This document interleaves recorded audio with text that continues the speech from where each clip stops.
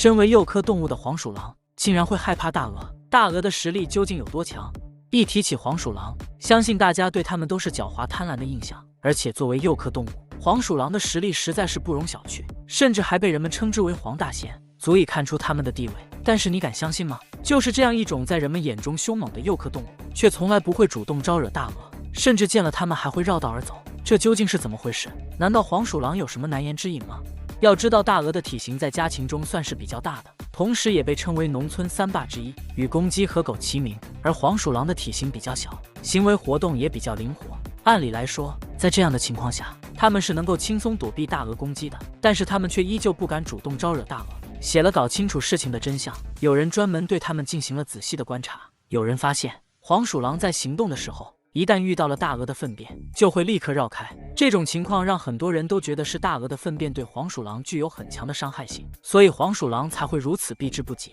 甚至有人认为大鹅的粪便具有很强的酸性，能够腐蚀黄鼠狼的脚掌。那么这种说法又是不是真的呢？事实上，这种说法并没有严谨的科学依据，而造成这种情况出现的原因，其实是因为大鹅的战斗力非常强，让黄鼠狼十分恐惧，而且它们的嗅觉十分灵敏，能够快速分辨出大鹅粪便的气味，所以为了躲避大鹅的攻击，它们才会选择绕道而行。为什么黄鼠狼作为肉食动物，却会对身为杂食动物的大鹅避之不及？其实从人们的观察中能够看出，黄鼠狼远离大鹅粪便的主要原因还是因为不想和大鹅进行正面交锋。但是让我们感到奇怪的是，大鹅作为杂食动物，究竟为什么能够让黄鼠狼如此恐惧呢？既然大鹅能够被称为农村三霸之一，那么必定有着过人的实力。虽然黄鼠狼身为肉食动物，但是它们的胆子却不算大，常常会被一些声音吓到，而大鹅的叫声十分刺耳，所以对黄鼠狼造成的冲击也比较大。这样一来，黄鼠狼就不会主动去招惹它们。除此之外，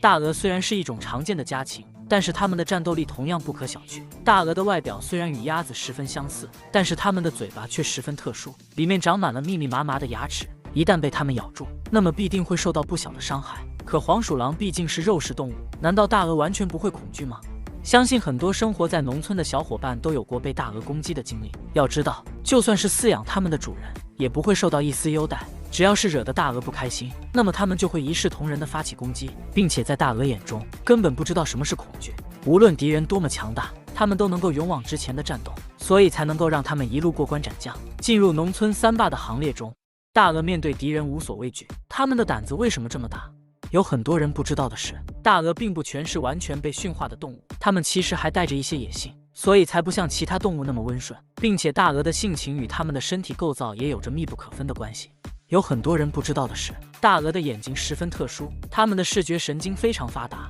所以能够观察到的范围也就更加的广泛。正是在这种情况下，大鹅眼中的所有物品都十分的渺小，并且它们的性情暴躁，根本就不会害怕比自己体型小的动物，所以即便是面对人类，它们也是毫不畏惧的。而且在大鹅的认知中，饲养它们的人类并不是主人，而是伺候它们生活的仆人。这样一来，大鹅就更加不会产生恐惧的心情了。也就是说，在他们眼中，自己就是整个地盘的老大，所以一旦有其他物种入侵了他们的领地，必定无法避免的会受到攻击。不过值得一提的是，有很多人认为黄鼠狼遭受到大鹅的攻击是因为它们总是会进行一些偷鸡摸狗的行为，然而实际上并不是这样的。偷鸡贼的形象其实只是人们对他们的刻板印象，在绝大多数情况下，黄鼠狼都是不会偷鸡的，并且它们的主要食物是老鼠。这样看来，也算是一种对人们有益的动物。本期视频到这里就结束了，对此你还有什么想说的吗？欢迎在评论区留言。曲普文新征稿了。